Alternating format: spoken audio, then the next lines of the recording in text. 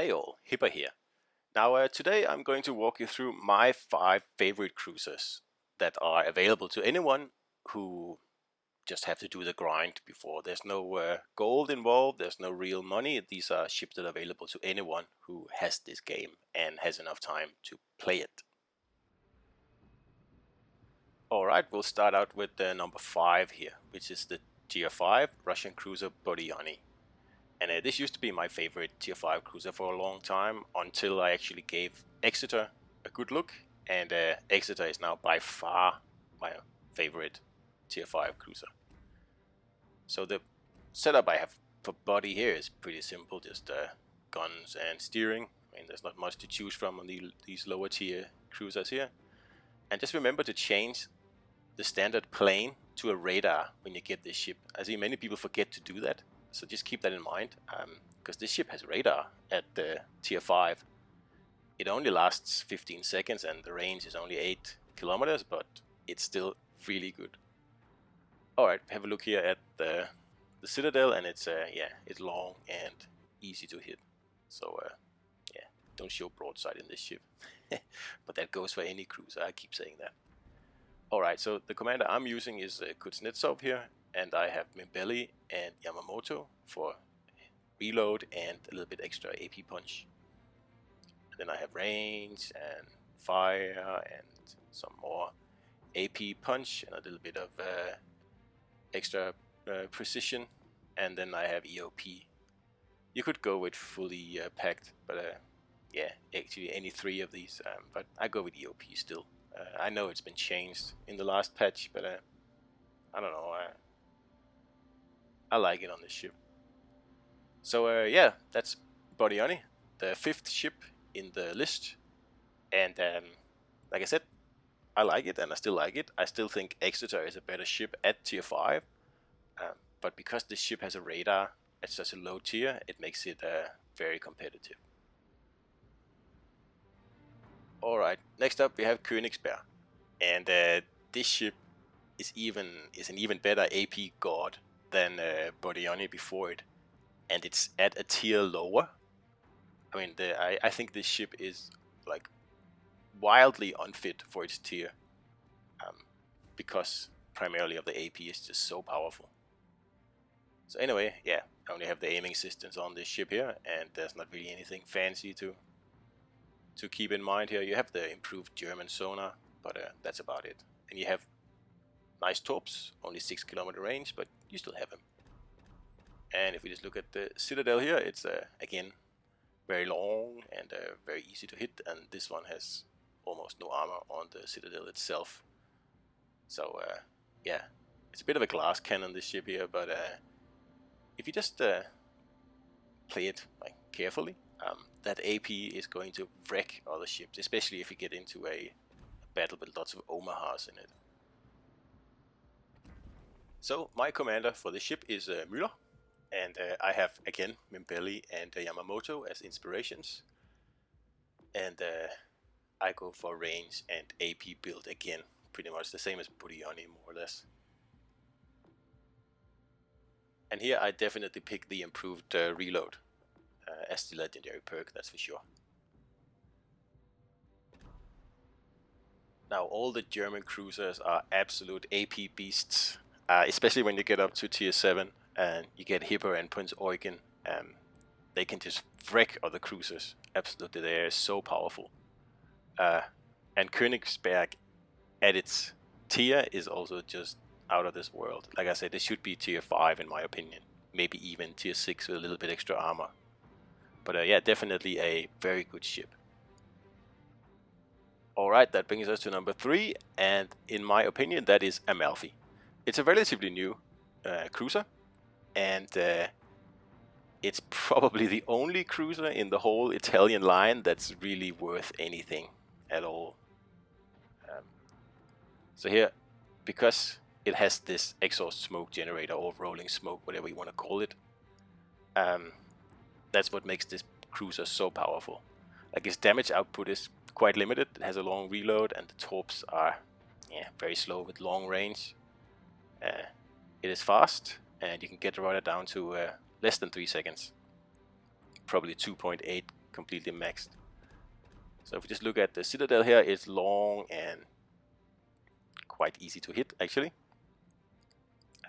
So yeah, that smoke comes in handy a lot, trust me. And that's also a reason I tend to recommend this ship for people who want to start in T7 cruisers or high tier cruisers, whatever, because that rolling smoke really just can get you out of so many bad situations that would otherwise mean a trip back to port instantly. So it's not so frustrating a ship if you play it a little bit carefully, but just yeah, the damage output is not really there, unfortunately. So my commander is Mimbelli, and I have Azure Lane Baltimore on it. I love that. Very good build. And then I have Müller for speed. And you get Mimbelli's nice base perk, which is a better reload, which is surely needed on this ship here. Other than that, I just have rudder and speed and fully packed. So it's a bog standard agility build. And this ship is very agile. You saw it's 43 knots, and I have a rudder of 3 seconds. I want to get that down to 2.8, 2.7 as soon as I get Mimbelli to Legendary 4. Anyway, this is cruiser number 3. And that brings us to cruiser number 2.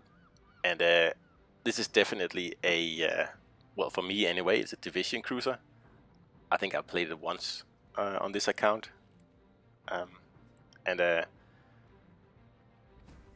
Let's just have a look at my setup here. It's a bit different. I have the aiming systems, and then I have propulsion mod, and then I have the concealment system mod, and then I have the range mod. So totally different from an agile build. And like I said, that's basically because I don't play this ship by myself. I play it in divisions mostly, and this build is perfect for that.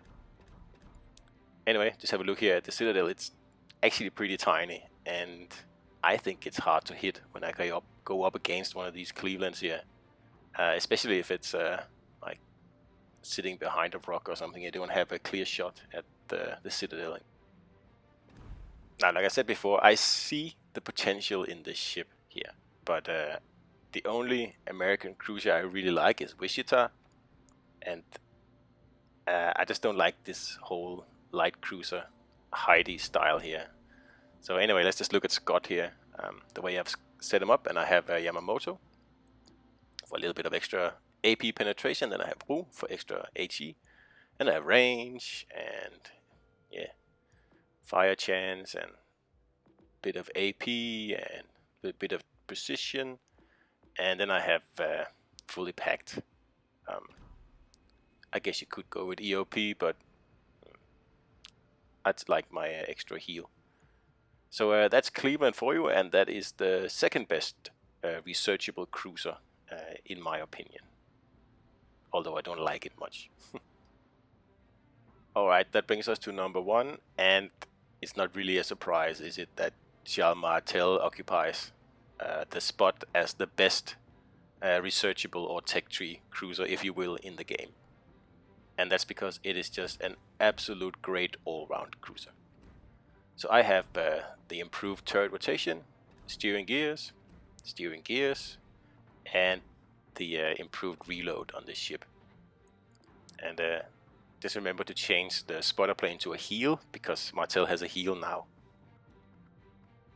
The heal in itself isn't very good, but you'll need it.